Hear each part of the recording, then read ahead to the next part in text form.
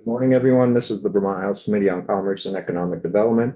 It is Wednesday, March 12th, 2025 at 9:04 in the morning. So we're here to start our day on H 398, which is an act relating to the Vermont Economic Development Authority. Have us our legislative counsel, Cameron Wood. Cameron, good morning. Bringing us a fresh draft. So we'll take a look at that and see what you think. Good morning, everyone. Welcome back. For the record, Cameron Wood, Office of Legislative Counsel. I'm going to share my screen. Had issues with this the last times I was here, but successful first times. All right. Okay, so just to kind of reorient us back, H 398. This is a bill that we walked through, I think, maybe the week before town meeting. And if you all recall, this is pretty significant volume-wise, significant amendments to the Vermont Economic Development Authority's chapter in Title 10. Most of the amendments are, technical in nature, but there are a few substantive amendments recommended by VEDA, kind of related to their bond counsel. We've done a lot of cleanup, and then there was a question about adding the language related to the funding of housing. If you recall, that was one of the big amendments. And then at the end, there was adding the new disaster fund to their chapter as well. So what we've done here is we have a strike all amendments. If you recall, there were also some technical cleanup that we wanted to do. I think we pointed out some instances of amendment that hadn't been caught the first time around. So as opposed to kind of walking through and doing a significant number of instances of amendment, I've just done this as a strike all. And so what you see here is our draft 1.1 of your committee's strike all amendment to H 398 as it was introduced. And I'm going to walk through just very quickly and point out they're highlighted for those that are following online, or if you're looking at it on online or on your computers, etc. The changes are highlighted in yellow. I'm going to mention the minor ones relatively quickly, and then we'll get to kind of the substantive change, which is towards the end. For starters, I will point out that here on page 2, this is the definition of eligible facility or eligible project. You can see that I've removed the reference to housing. There was conversation the last time you all were here from VHFA, VEDA, and others about the distinction between those two programs and et cetera. So based on a request, I've removed that language at this point in time. And I think if you all recall, there was testimony from VHFA about wanting to work with VEDA moving forward about ensuring that the statutory authority that they both have currently, they'll be able to address any potential needs that come up. So that has been removed. And I'm going to keep going. And again, I'm going to briefly just touch on the changes as opposed to walking through each section. But if you have any questions, feel free to stop me and let me know. This is in section 213. So we're on page 3.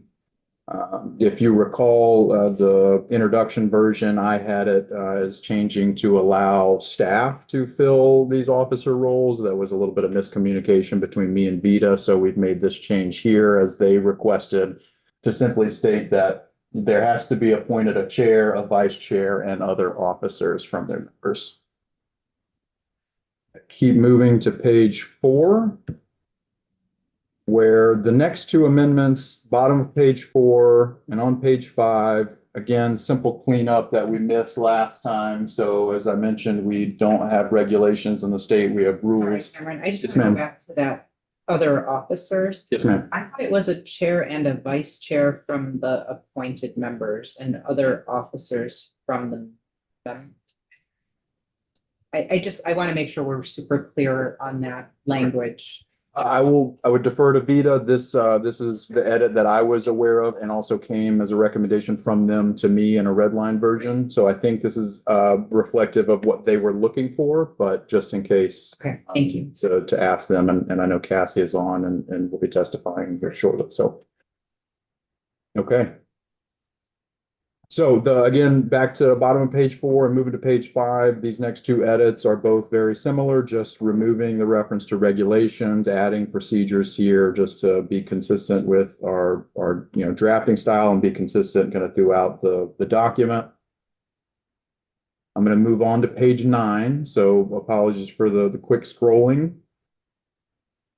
And I will comment, I've also removed a few sections that were no longer necessary. If you recall, there was one edit that there was a strike through that Vita had mentioned was an accidental strike through request. So because we were taking that out, I just removed that entire section because it wasn't being edited again. So, excuse me, it wasn't being edited at that time. So, but I'm going to move to page 9 here on the next few pages, 9, 10, 11. This was digital and they requested that we change it to electronic. So these are the bonds that have to be signed. And, there was a concern about having to get manual signatures each time. And so the request had been to add digital. We changed it to electronic at this point. So that's on page 9. Page 10 here. This is just more of drafting change, just so you're all aware, may engage in projects within the state because it's within the state of Vermont. State should be capital. So I've made that change, just highlighting here for you all. Page 11, same thing, electronic instead of digital. So next, forgive me, I'm going to jump all the way to page 19, where there was a typo that we've just fixed. And then I'm going to move to page 21, where here are the instances where we still had a reference to mortgage. If you all recall, this is the subchapter, which was originally titled Direct Mortgage Loans, and the comments were about, broader, making that more expansive for secured loans. So we were removing all the references specific to mortgage and just trying to make it either secured loan or loan to be a little more expansive. So made those two edits to what was in the draft as introduced. Okay. Now I'm going to move to page 25, and we're going to get to, what is arguably one of the more significant amendments to the bill as introduced. So here on the next two sections, section 280A and 280B is where we're going to be making some pretty significant changes. So my understanding of how this works is Vita has a lot of programs that they fund. And again, if you recall, we have the definition of eligible facility and eligible project. This is pretty well defined. It has, I think, up to S or T, alphabetical, number of different inclusions as to what that definition means. And so these sections here, my understanding is kind of intended as kind of a catch-all in that if they cannot fund a project under any of their statutory subchapters, then this section requires the governor to develop a jobs strategy that the Vita can then subsequently fund projects if it meets the objectives outlined in that job strategy. So I see it more as kind of a catch-all, and I know Cassie's here and can correct me if I kind of get that wrong.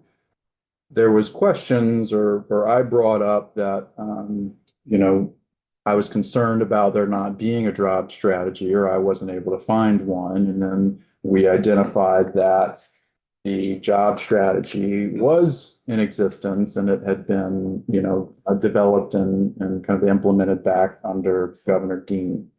And so there was a question about whether we should continue in statute to have the governor developing a job strategy. What if in the future the governor changes it or, redacts what's there? And does that potentially call into question some of the things that Vita has financed in the past or has currently financed? And is it going to potentially then restrict, their ability to fund in these circumstances moving forward? And so there was discussion about, instead of having the governor develop a job strategy in 280B, we will just insert said job strategy into the statute.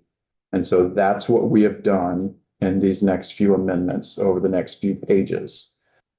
So what you can see here is there's, most of this language under 280A is simple cleanup in that it says the authority may develop, modify, and implement any existing or new financing program, provided that any specific project that benefits from such program shall meet the criteria contained in the Vermont Sustainable Jobs Strategy.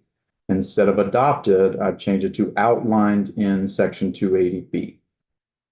And so because of that, because we're putting the strategy specifically into the statute, I don't think that we need the next part of that sentence. So these programs may include, so again, these are the programs that can be developed by VITA, which would then have to meet the Sustainable Jobs Strategy, which we've outlined. They may include, and then there's a list of certain things that these programs may include, primarily referencing things that are in their statute, et cetera, which is why we're repealing sub 1. Because if you recall, this has been repealed. So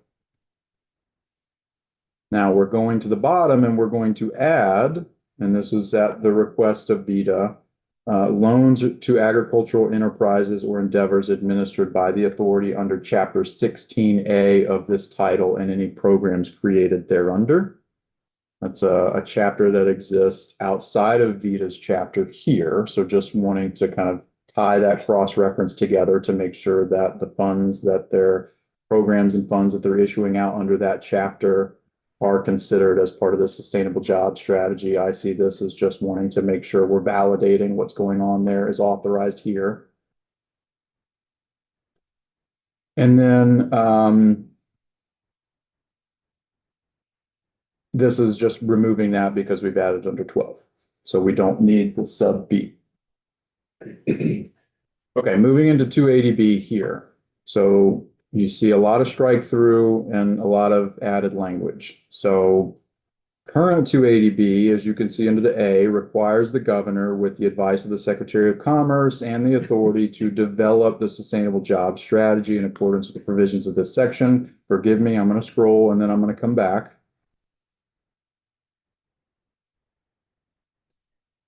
In adopting the strategy, the governor shall consider these things. And then there has to be a sort of kind of solicitation of information or recommendations from the public, and then amending the strategy, and then the strategy can go into effect. That's what the current 280B says. And so what we're going to change this to is simply inserting current job strategy. So what we have is changing it to say, before issuing any funds to an eligible facility or project under 280A, the authority shall determine that the facility or project materially supports one of the following objectives. And then the rest of this is, and I will go through it quickly if you would like, adding the objectives that were outlined in the job strategy that, we kind of talked about. And I think you all have access to this job strategy, subsequent to our conversation before town meeting. But the objectives are creating or sustaining employment opportunities for Vermonters in proportion to the amount of financial assistance requested, providing quality employment at wage and benefit levels sufficient to permit a reasonable standard of living by community standards, and at levels that may contribute to bringing Vermont's average wage up to or above 100% of the national average wage rate, promoting employment opportunities in economically disadvantaged areas and communities in the state, advancing the overall growth of wealth in the Vermont economy by promoting the production and sale of goods and services with a substantial Vermont content, and those that utilize Vermont's unique human and natural resource base to markets outside of the state and nation, including visitors to and travelers to the state. Assisting the development of a business infrastructure that will contribute to sustainable economic development, to include the provisions of necessary services, including shipping, warehousing, communications, repair and maintenance, technical services, distribution, and dependent care, particularly when interstate capability in these areas can replace services currently provided by out-of-state suppliers. Encouraging economic development projects that reduce, mitigate, or eliminate the pollution of land, air, or water, or those that will interdict material within the state that, having served its intended purposes, would otherwise enter the solid waste disposal stream. Moving to the top of page 28, encouraging commercial activity in the traditional downtown areas of the state and promoting, through appropriate commercial adaptation, the preservation of suitable buildings or structures that are historically or aesthetically significant. encouraging economic development projects that are consistent with and sensitive to the needs of the communities in which such projects are located, promoting entrepreneurial activity, recognizing that some of those that are small businesses today will be the larger employers of tomorrow, and aiding in the achievement of economic development and business growth strategies adopted by the Vermont Economic Progress Council and the Vermont Department of Economic Development, where possible, providing assistance to those categories of enterprise that may be designated as especially desirable for Vermont. Those are the strategies that were outlined, and they have simply been brought over and adjusted slightly for language. I'm going to pause there.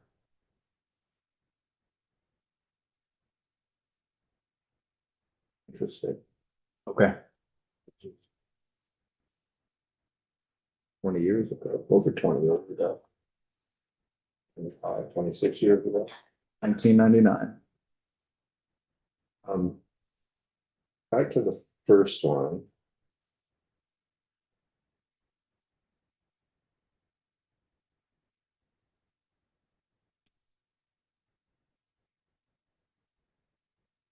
Keep going down.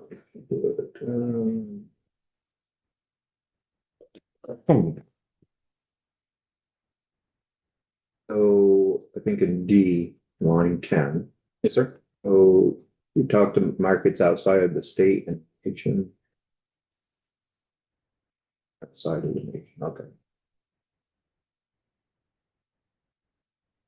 I just want to make sure that we're capturing international. That's how I would read that. Yes, sir. Markets outside of the state being other states within the country, and then outside of the nation.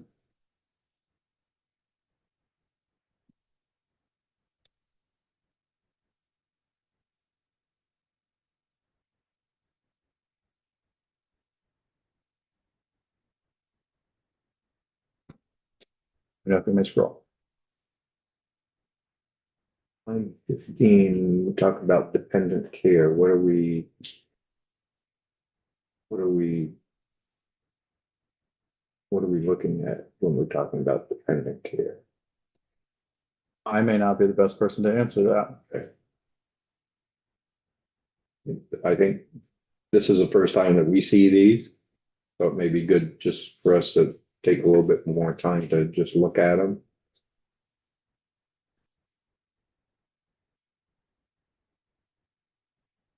I think when I look at dependent care, I mean, I think you could think about childcare, could think about elder care.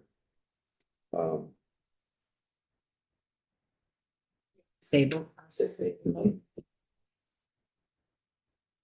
Yes, so that basically means prioritizing bringing in that capacity in state, so it's not an out of state supplier. Is that the It allows me to create a program bring it? or to modify a program that would cover these. Yeah, right, within the state. So the way I see it would be if, again, if an entity is looking for funding from VITA and it doesn't fall under one of the existing programs that they operate, and they're trying to find, this kind of, is there a catch-all way for us to then subsequently fund said program? They can look to this job strategy. Does it meet any of our objectives here? And if somebody can come in and say, and I'm swimming outside my lane here a little bit, but I'm developing something among the list of things in this subsection, and we do not have a lot of capacity for that currently in state. Okay. Boom, you're meeting this objective and we can fund the project. I get it. Hello? Does the dependent care thing, does that start to dovetail into the housing thing? I think last year we gave them the ability to work in elder care realm. Okay. What the definition of dependent care is. And will you so remember that? I should have it up on my screen. Are these alternatives? Is this in with an or? These are alternatives. I believe it ends with an I believe it ends with an and, Oh, okay. yes, sir. So you have to be each one of the. I don't read it that way, no, sir. I think it would be, it has to meet. Oop, scroll too far, apologies. It supports one of the following objectives, yes, sir. So, okay.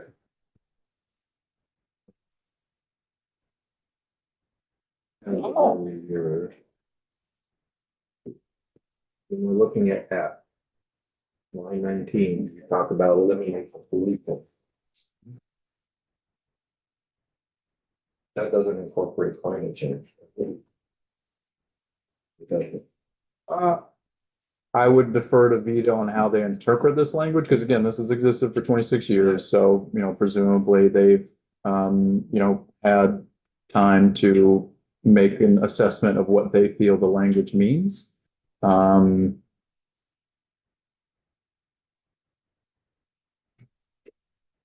I would not necessarily on its face read that to, just by the plain meaning of the terms include something like climate change. I would read that to be more specific to eliminating current pollution. Yeah. So not necessarily, mitigating the impacts associated with climate change.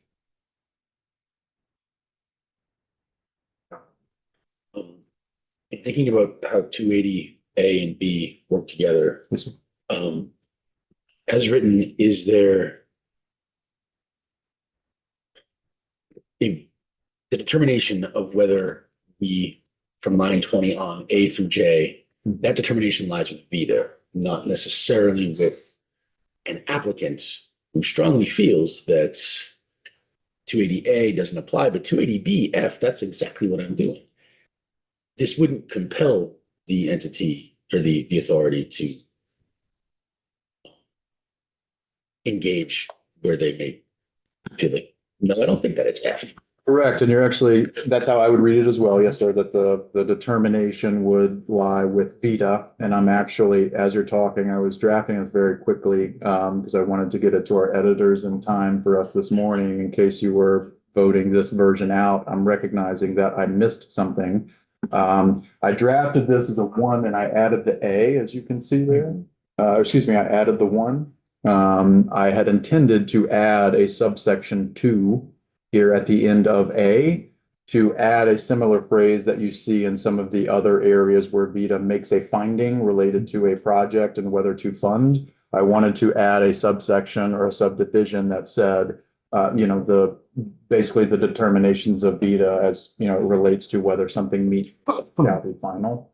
So that an applicant, there isn't, to make it clear that it is VEDA's sole discretion as to whether it meets this. And, that is a final determination. So an individual subsequently doesn't have an appeal avenue to try to overturn that determination. So I would request from the committee to allow me to add that in, but. I think that's a great add. I just want to go back to 280A, which really makes it clear in my mind, and I want to make sure that it's accurate, that what we're doing is we're saying that VEDA has the ability to modify, develop, or implement existing or new programming based on 280B. Yes, ma'am. And so it's not giving anybody any right to say, I fall in this area, you have to fund me. It's saying that VEDA will offer programs that, and these are their guardrails for offering programs.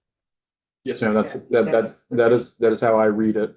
So currently, the way I see the statute is, again, this 280A exists. And so it is saying they can create these programs, and then it just has to meet the Vermont Sustainable Job Strategy. Okay, well, what is that? 280B says the governor creates it, offers public input, has to consult with the authority, with the secretary on creating it, et cetera. So essentially, this exists currently as is. And all we're doing here is saying, we don't want the governor to have to create the strategy or potentially rescind or amend, et cetera. We're just going to put it in statute and we're going to say this is what the strategy is. And so I still read it the way that you are interpreting it, Madam Vice Chair, that Oh, so along those lines, we don't even have to call it the Vermont Sustainable Jobs Strategy. Right? Like that name doesn't have to be this at all. We could just say VITA is authorized to develop programs that follow these guidelines. my understanding, yes. I do not believe that you need to call it that. I think that you can change it to call it something else, or you could remove the reference to it and simply say, these are the. You could just do criteria outline. Mhm. Maybe the, I think, go ahead. Yeah. Mhm.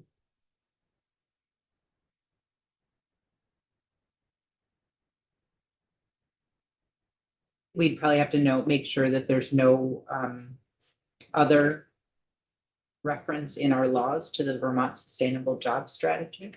I would want to do that checking, yes, but I'm just thinking out loud where I immediately scrolled to 280B. As you can see, that is the name of that statutory section. And so I'm just, you may want to, and I will also somewhat defer to VITA here. You may want to call it something to simply distinguish it from the other things that VITA does, or the programs that VITA has. What I mean by that is, let's assume we struck that. The criteria I think you're correct, right? You could strike it and just say shall meet the criteria outlined in section 280B of this title.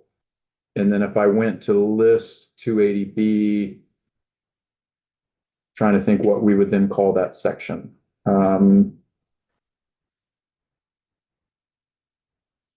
So I potentially want to think about that. And I know it's your crossover week, so I may not have that much time to think about it, but Development Authority, something. yeah. Is the thought to avoid confusion with the Sustainable Jobs Fund, or just it seems valuable to me, but I was just curious if there was what the thinking was behind the removal. When I first heard it, that's what I was thinking. Sustainable job stuff. And that's why is that in here? But Very. Would you like me to keep going, Mr. Chair? Okay. I want to comment on a few other edits to this section. So as you recall, I scrolled down earlier, we're removing the sub B and C. What we're adding instead is, the authority may adopt policies and procedures necessary to define any term or criteria used in the section to set specific standards by which to measure the extent to which any proposed project meets the requirements of the section. So adding a little bit to the conversation we were having about VITA's authority to determine whether something meets this project, I'd still want to add that specific, sub 2 that I mentioned earlier to make sure it's absolutely clear. But you do have this sub B. This sub B and C is also, currently in the strategy. So just know that we didn't make that out from whole cloth there. And then the sub C that we're adding is in deciding whether to provide financial assistance, the authority, after determining that a project meets its credit underwriting standards, shall take into account the criteria outlined in this section, the overall benefits of the project to the state and to the community in which it is proposed to be located, the amount of assistance requested, and the availability of authority resources to fund the request. So simply an addition section saying you need to make sure you're taking into account all of these things. So that is the change there. And that is what is here.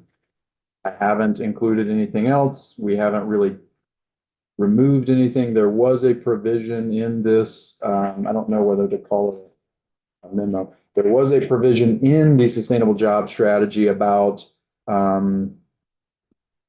just acknowledging that some projects may meet portions of the objectives, et cetera. I didn't think that was necessary to include, because I think the VITA will have the sole authority to determine whether something meets these criteria or not. So there was one sentence that I didn't bring over that I just wanted to highlight for you all. The second big amendment here that Our second big point I want to mention in your amendment is related to the disaster recovery loan fund. So if you all recall, new disaster fund that we're creating, that VITA has the authority to then issue, as you can see in the sub A here, the authority provide loans and other forms of financial assistance to businesses and agricultural enterprises after disasters. And then there was conversation among the committee members of, what is disaster and how do we best go about defining that? Should it be in rule, et cetera? I believe the consensus that was reached at the time was to make sure that the authority is consulting in this regard. So here's what I drafted. The authority shall consult with the Secretary of Commerce and Community Development and the Secretary of Agriculture in determining whether funds shall be made available following a disaster event impacting areas of the state. So it's still not defining what a disaster is. It's giving the authority in consultation with those two secretaries pretty broad authority, which I think is the intention. It's just making sure that they're consulting with those two before they're making funds available. Because there was discussion about, well, should it be declared by the governor disaster? And then, well, there could be more localized situations that they may want to be able to respond to that may not meet the criteria that, that rises to the level of a declaration by the governor. And well, should they have to do it in rule? Should they have the sole discretion of being able to make those determinations? And so we've added that there has to at least be a consultation before they can make funds available. Is it possible to add a sentence that is a governor declared disaster or consult with these folks so that when there is a disaster and everyone's all hands on deck, there's no need to consult?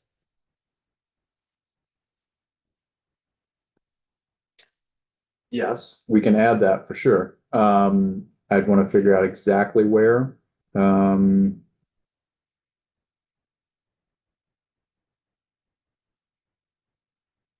Because I might, what I might do is make like a sub 3 that says something to the effect of, a disaster at a minimum will include a disaster declared by the governor.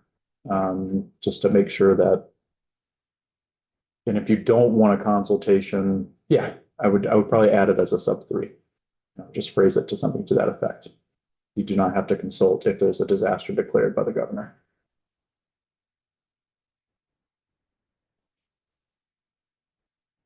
Or federal, right? State or federal. By the president of the government.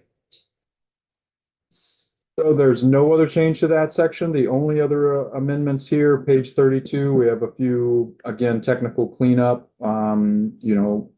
Just this is related to the Vermont Jobs Fund, which if you all recall, we're redesignating it from 234 to 220. The Jobs Fund is really intended to apply to the whole chapter, but it's for some reason buried in the subsection. So we're moving that up to the top into the general provisions.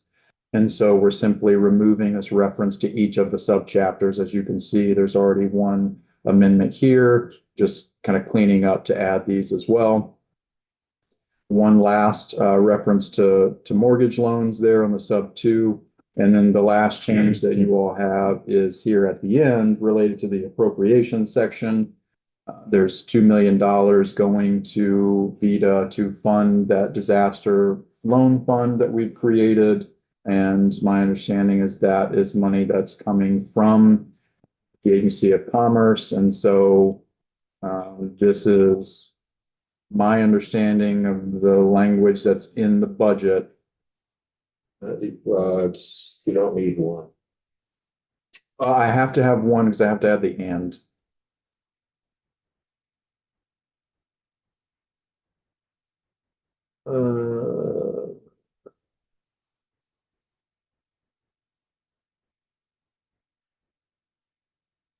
But is that now appropriating that money to be No, done? sorry, this is my apology. This is my understanding is this is changing the FY25 budget. And so we're amending the FY25 bill in that section and saying the Department of Economic Development in fiscal year 2025 funds are appropriated for the following. Okay, Gotcha. And so just right now, the current language is H1, so we're adding the two. I've mentioned this to JFO, given them a heads up, and as you know, I assume that this will simply be removed by the Appropriations Committee once they incorporate it into their budget. And those are the changes that you've made in this draft 1.1. So, back on page 31 at the bottom, the Vermont Jobs Fund, is that the Sustainable Jobs Fund? Is it the same thing? No. The Jobs Fund is the fund that is an actual fund that they use to disperse money and Programs. that fund it use from and use it for their administrative purposes, et cetera. It's not the same as the jobs strategy or the sustainable jobs fund. Thank you.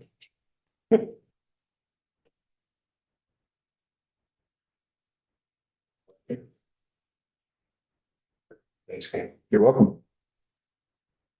Would you like me to stay here for right now? Yep. Okay. Morning, Cassie. Good morning, Cassie Kalimas, Vermont Economic Development Authority. Thank you for inviting me back. Thanks for joining us. Where would you like me to start?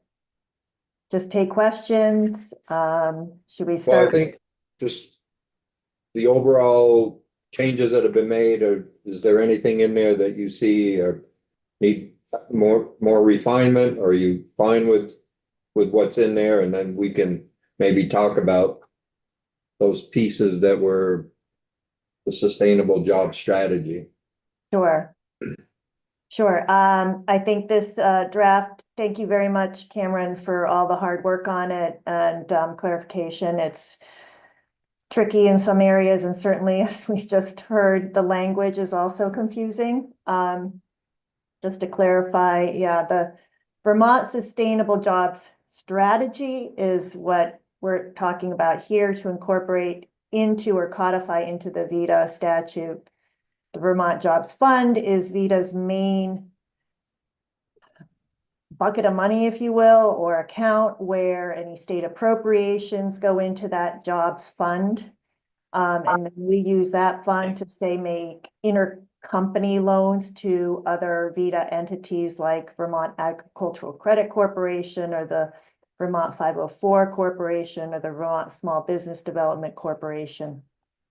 So there's intercompany transactions, but that's the pot of money, that's our main pot of money.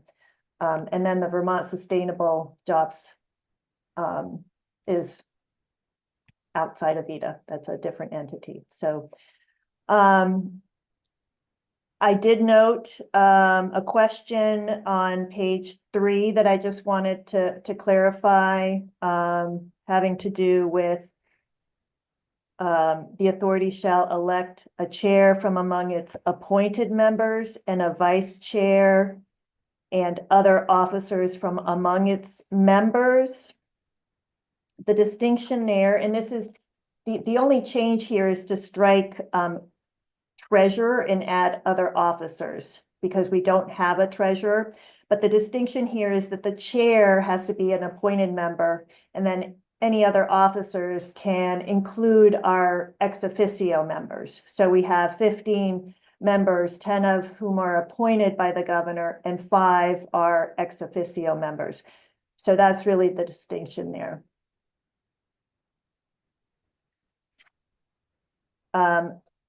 With regard to the One second, Cassie, Emily. Sorry, Cassie, just to clarify, so, okay, so the elected chair has to be among the appointed members that the governor appoints.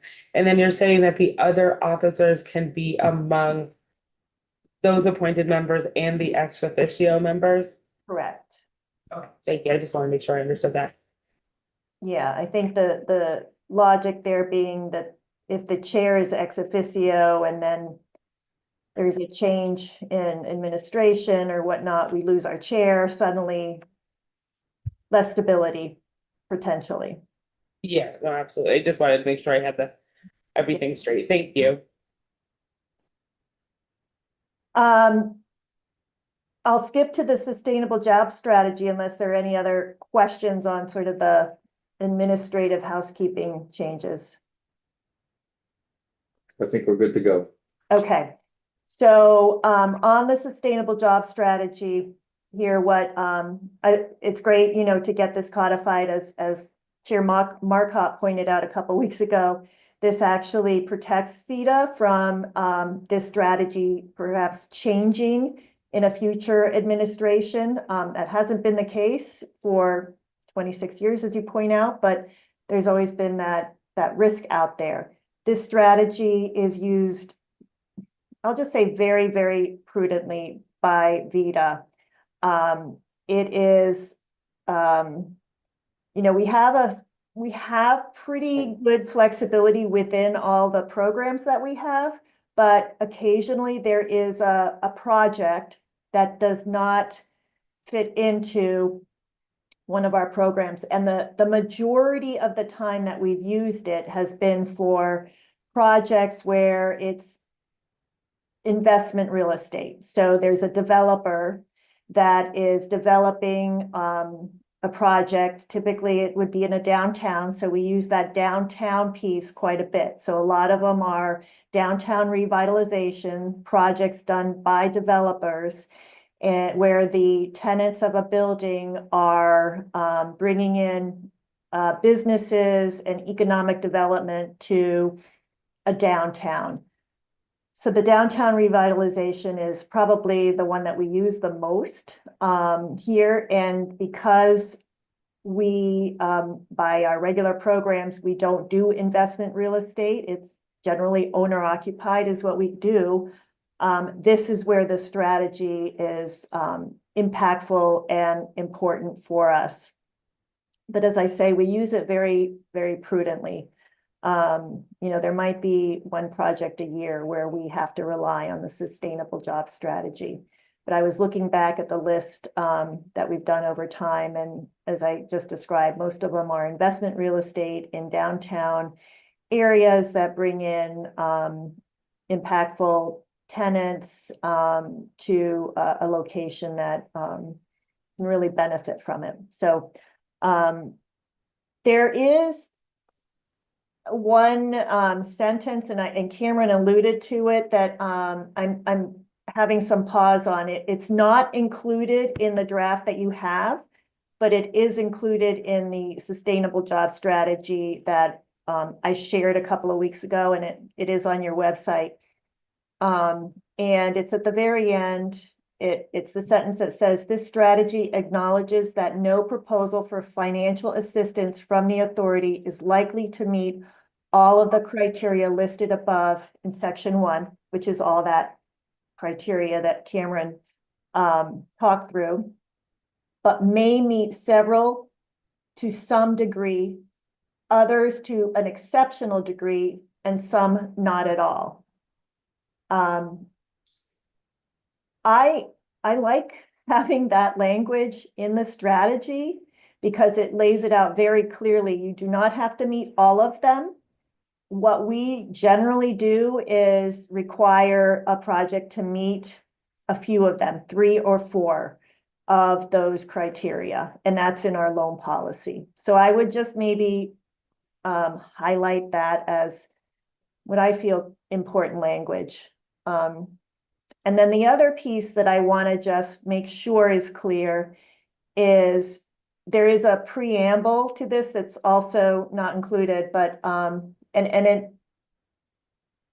it's not necessary at this point, but the preamble does say any industrial, commercial, or agricultural enterprise or endeavor.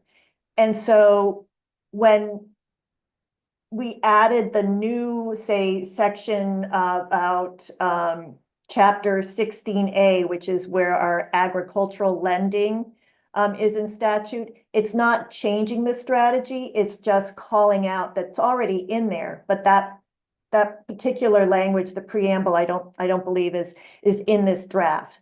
So I just want to mention that it's not a material change. It's just the way that it's drafted in here.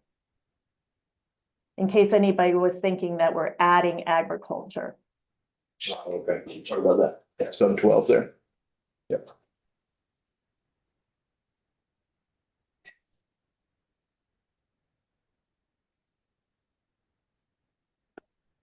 You go back to that, to the language.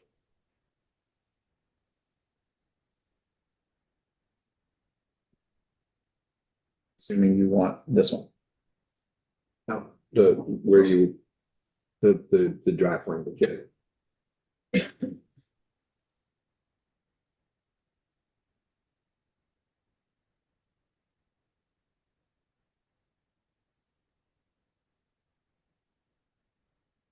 How does, can you bring it up just a little bit? So Cassie, in that piece that sentence you were asking us to add. It seems, yeah, the one where, you know, you might not meet all of them. Right. Does that conflict with what is there saying you have to meet one of them?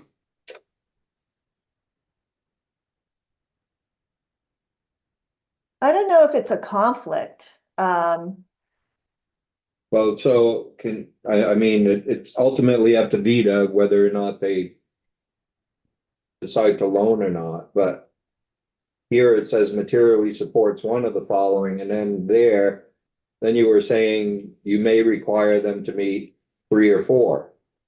Well, that's in our loan policy. Okay, so our loan policy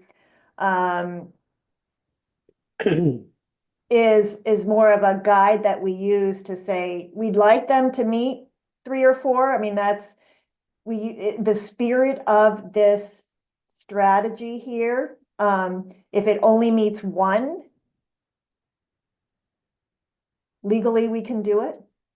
Okay. And we may rely on that, but we tend to take a sort of the high road conservative approach in using this really when we can't fit it into any other program. And if it only met 1, but it's a very impactful program, we would still be okay within the law. Okay. And that's why I did not include the language in the sense that VITA has very broad authority under what we're adding here to create these programs, to add policies and procedures, to define the criteria, etc. So I simply didn't think it necessary. I don't see there being any harm if you committee want to call out, we recognize that a project may not fit perfectly every bucket here, you know. I don't think there's any harm necessarily if you want to include it. I just don't think it's necessary language because I think VITA has very broad authority to further define how a project materially meets one of these. And if they want to, in their policies, procedures, program guidance, etc., say, we recognize you might not fit perfectly. We want there to be a minimum of 3 criteria that are met in order for us to, you know, move past and go. I just see them as having that authority in the current language to do that. And I don't disagree with that. And that I guess in reading this late last night, didn't really focus in on that nuance. So I am fine with leaving it the way it is. I've just always kind of honed in on that closing paragraph as sort of describing what the spirit of this strategy really is, which is you don't have to meet all of them, but try and meet, you know, these are the goals for the state.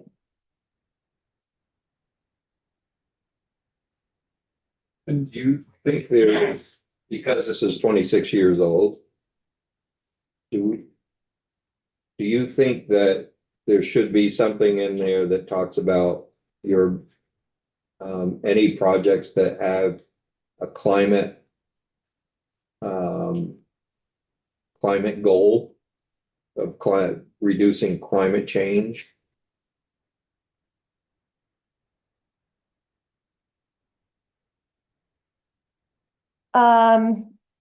that wouldn't be captured already in that one, The one talking about pollution, and I think it's more solid waste diversion, things like that. That's what I was wondering, but yeah. Yeah, that just adds to the flexibility, so I would not be opposed to that. We have not had any challenges in fitting, energy projects into our, subchapter that, is the Vermont Sustainable Energy Loan Program, but you know, this yeah, is. but I'm wondering, like, overall, you look at a project and, you know, if you're looking at them of a project meeting X amount of criteria and they're able to Yeah. show that they're providing, you know, in climate, different climate diversion. I think, Mr. Chair, I think you could easily add under the line 19, so it would be encouraging economic development projects that reduce, mitigate, or eliminate the effects of climate change, comma, the pollution of land, air, or water, comma, or those Yeah. that will interdict. I mean, I think you could easily insert it from a language perspective. That would be great. That makes sense. Okay.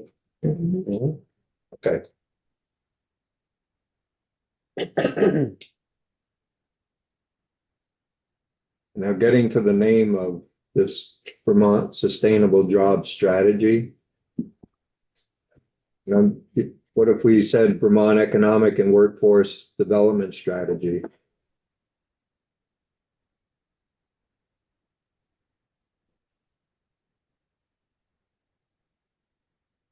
I don't have any, strong feelings about sustainable.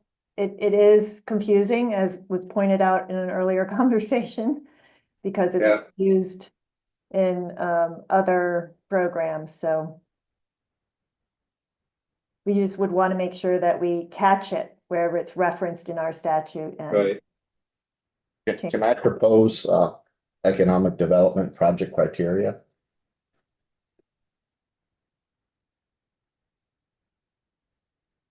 More than economic development, but workforce as well. Sorry. Maybe that's something that before we go and change it, that there may need to be, we may need to have some more thought on where else in statute this might appear, that maybe that's something that you could look at, and then in the Senate, that we could propose that in the Senate. That's part of my job. Yes, sir. I think that would probably be best without us trying to shoot from the hip here and then have something crop up that Or we didn't choose, see. or choose another confusing name. Yeah, yeah, we want to make sure. Okay, why don't we just hold on to that for now? Okay. Anything else, Cassie? No, I mean, I think that the idea of adding the or governor declared disaster is great. And I don't think this really matters, but on page 34, where it references the $2 million grant for use by businesses, that can imply agricultural businesses, I hope. And again, because it's already references agriculture in the actual program itself, I don't know if it's necessary, but just wanted to flag that. I can take that out and just cross-reference to the section where it's going to be located, Okay. if that makes sense. Yeah, yeah, I think that's a good idea.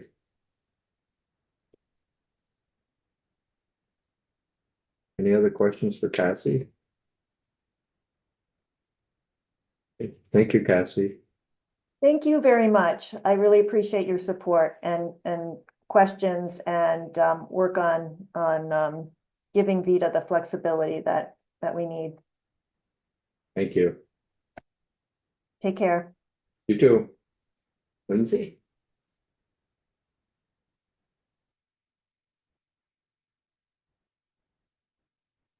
Like, Yeah.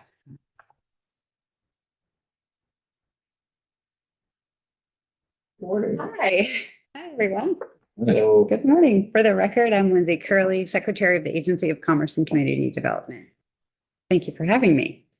Thank you for coming in this morning. Bet. I think you've heard the conversations. We just want to make sure that the agency is supportive of the removing sustainable jobs strategy, the reference to, the governor's ability to make changes and codify the strategy in statute. And then some of the other changes we talked about and changes that were already done. Yeah, absolutely. I mean, I think this, has been talked about it. It's a flexible strategy that provides, or it's a strategy that provides VITA the flexibility that doesn't necessarily fit neatly into other language in the statute. So I feel like we've been using this for 26 years and it's great to codify the language. And so we're supportive of giving this, supporting putting this language into statute. So we don't have any problem with it, any concerns. Any of the other changes that we talked about? Um, Adding the governor, a governor's declaration would A couple thoughts. seize, so. Yeah, well, a couple of thoughts, just listening. I'm not necessarily the one who thinks of myself as the real creative one, but you were talking about trying to change the name of the job strategy. We always love acronyms. So I'm going to throw my ideas. I was listening.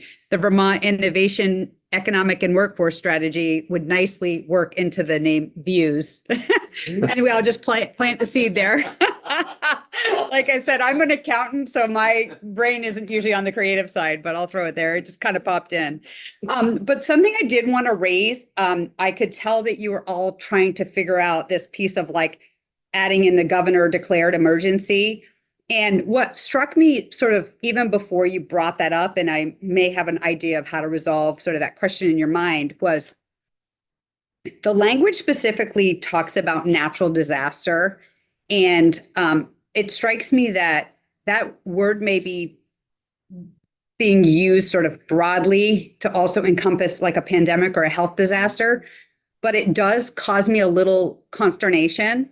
And so if I were to propose another way to look at this, I would want VITA to have the flexibility to provide loans or funding to help in a disaster that caused great economic disruption. So a possibility to think about here would be for wording is to provide funding for businesses, including ag, I heard that from Cassie, affected by natural disaster, public health emergencies, and other state or federally declared emergencies that result in economic disruption. And the key words here are the result in, right? Economic disruption. So I can say it again, to provide funding for businesses, including agricultural businesses, affected by natural disaster, public health emergency, and other state or federally declared emergencies that result in economic disruption. So you're not necessarily having to wait on the governor specifically, like it could be a federal or a state declared emergency, and you're covering more broadly events that are causing severe economic disruption. Just an idea. Yeah, no, I mean, I Yeah. like it, and I think maybe we need to expand it a little bit more because, I mean, say there was a fire that wiped out State Street. Yeah, so, That wouldn't. right, you're right. It's not a health and it's not, that would be the other emergencies. So I had in there natural disaster, public health emergency, and other state or federally declared. But would that be a state or federally declared emergency? Well, yeah, I see what you're saying. Local, state, or federal declared? But again, then do you take away your, how far down are you drilling here? On the Well, and that's Stanley why I end? think. I think I like the consultation. Oh, I like that. I would leave that in. Yeah. Um,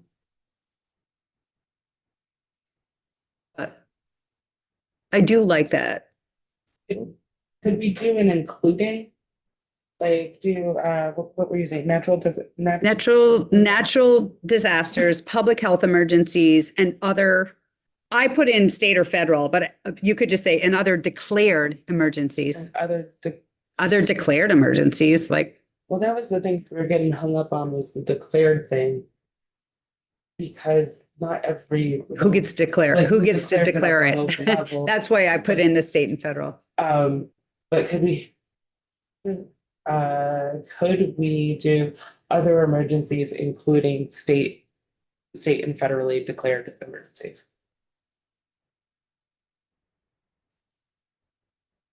Cameron. Yes. Cameron's like, crossovers on Friday. Yeah. I have it written Yes. down. You can add to the, share my screen. Let's see.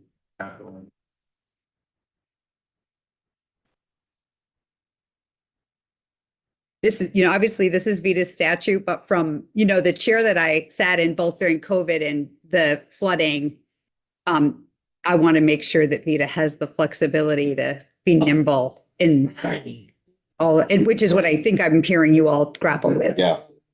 You have it as, after disasters, we can add to that. As the secretary was mentioning, you can add public health emergencies or other, declared emergencies, et cetera. Yes, we can add language there. And then if you didn't subsequently add it here into the sub B, I would then read this to only require a consultation in the event of a disaster event. So if there's a public health emergency, it wouldn't require a consultation. So just to answer the question directly, yes, you can add to that additional things if you so choose. And then a disaster event, does that have a very specified definition or is that open to interpretation? Right now, the way I read the language is it is open to the interpretation of the authority after a consultation with the Secretary of Commerce and Ag. Okay. It's a disaster, so it's not defined. So they're going to be able to define the term. And you committee at present are simply saying you must consult with them before you make those funds available. That's how I would read the current language that's on the screen. so I think the proposition that we originally gave the vice chair was that. I think the first thing, if there is a state or federally declared disaster, that the authority has the ability to go out and do it.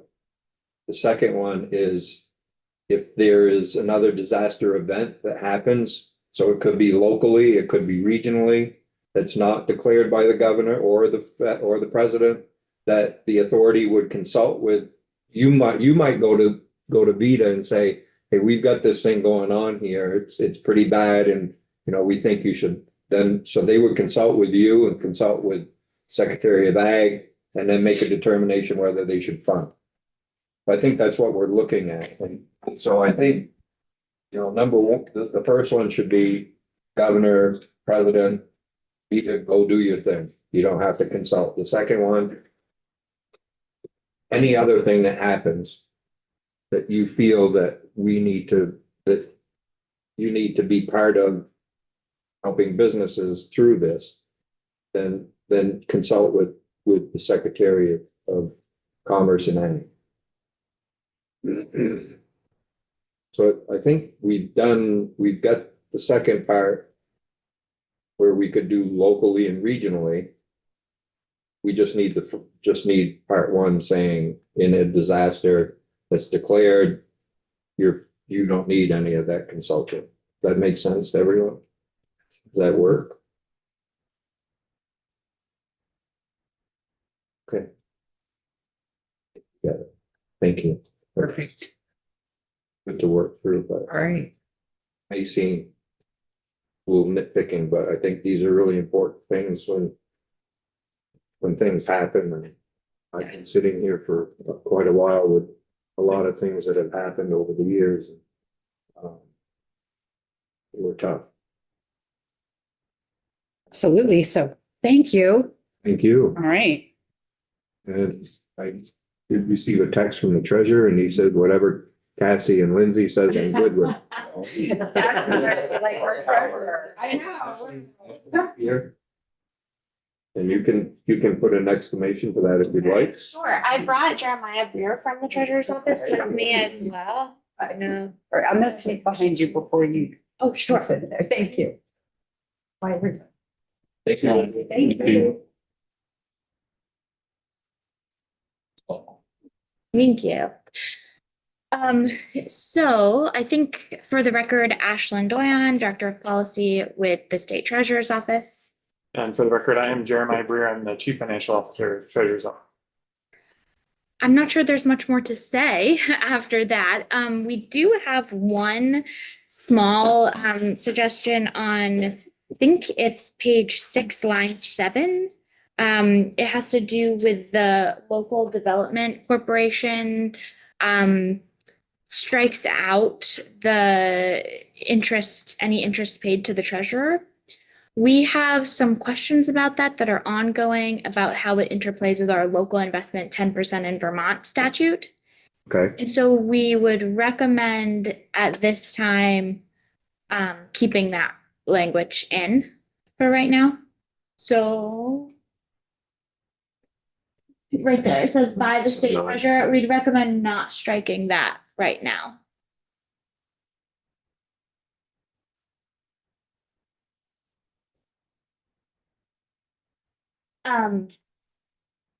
Right now, under the local investment statute, the treasurer can make loans for local investment purposes to entities like regional development corporations if it sees fit, and it would charge interest on those loans. And so in an event like this, there may still be interest owed. I'm not sure how things would play out. We might be able to distill our concerns down in sort of future iterations of this bill as it progresses through committee, but for right now, it'd be helpful just to have that detail existing as is. Have you chatted with Cassie about that? Cassie emailed us about this to flag it for us. We haven't had a chance after conferring with the treasurer to get back to her. Okay. I'm not sure if she's still on the line or not, but She did, I do remember her saying she did flag it for you. And so I think if it's your recommendation to leave that in for now, I think that's what we do and continue to look into it. And if changes need to be made, we can do it on the other side. that sounds good to us.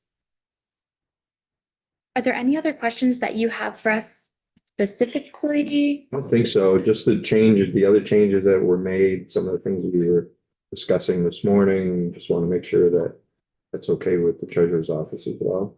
We reviewed Cameron's latest draft and we didn't see anything of concern to us. Okay, great. Thank you very much. Thank you for having us. Good luck with crossovers. Thanks. We need it. Yeah, so I think Cameron, where the changes need to be made.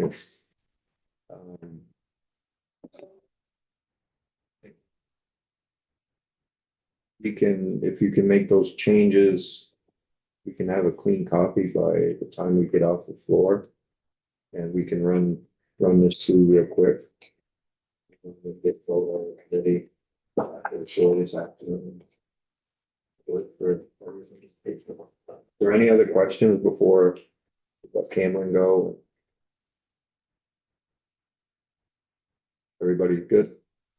Okay, perfect. Thank you. Cameron, thank you. Thank you all. This might be a good time for a real quick, like a 10-minute break. Great. So let's do 10 minutes. Back to 25. Hear from David and it's off to finish up